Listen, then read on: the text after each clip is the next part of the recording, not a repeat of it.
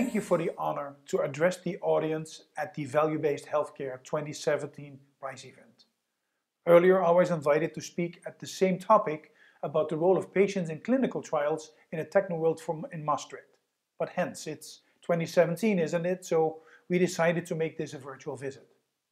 Speaking of virtual visits, why is it that we are still bringing patients to clinics and professionals in a world where each and every one of us, at least once every 2 weeks, has done a video conference with their peers, family and friends?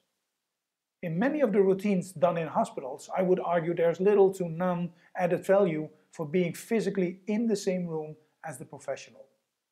Still, there's a lot of debate about this and other digital healthcare opportunities. Meanwhile, our friends over at Kaiser Permanente crossed the 50% check mark of the ratio between virtual visits and physical visits last year. More than 6 million of their 11 million members had e-visits, adding up to more than 23 million in 2015. And in the Netherlands, 4 years ago, we fixed the #1 barrier, reimbursement. Still, however, without the expected uptake. Research being done annually by Nictis and Nivel 4 years in a row shows a gap. Over 70% of our patients want to make good use of digital tools, but state not being offered so by their professionals. And 75% of the professionals state that their patients are not asking for it. So I ask here. To me, this touched on a point very near to my heart and mission. In preparing for this video, I reached to the internet to try to find the latest on value-based healthcare. Both the submissions for the prize, each and every one great opportunities to deliver better healthcare, as in the principles on which value-based healthcare is based on, share the same values. Measurable processes, better outcomes, medical standards, and so forth. Beautiful formulas and often great dashboards and graphics, all of them extensively shared, described and debated in articles on the internet in text, videos, slides and audiobooks. But the thing I missed the most, if not completely, in this context on the internet and the research I found about this topic was listening and the role of the patients in all of this. Sure, there is a lot of talk about the patient, but not so much with them or listening to them. What do they want, other than better healthcare and medical outcomes? What matters the most to them that might even be non-medical?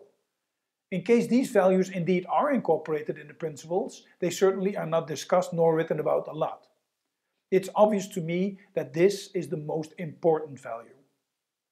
In 2011, I started the Patients Included Charter to incorporate and emphasize the role of patients on stage in healthcare conferences, giving them free access to those, incorporating patients in the program committees, etc. Next, I was able to help the British Medical Journal to take a stance in adding the submission guidelines, how patients were involved in the research and creating a patient panel. And now the next level in curricula and medical schools, like we did in 2015 at Radboud University Medical Center, where patients are teaching students, are on the board of the curricular committees, and so forth. I think there is added value if we strive for a patients included as part of value-based healthcare. Make no mistake, we often think we know what patients want, but often we actually don't have a clue. In 2011, I appointed the very first Chief Listening Officer in healthcare into my team, making sure we incorporated the perspective of patients that sometimes not alone about the medical treatment outcomes, but what they would choose as their quality of life.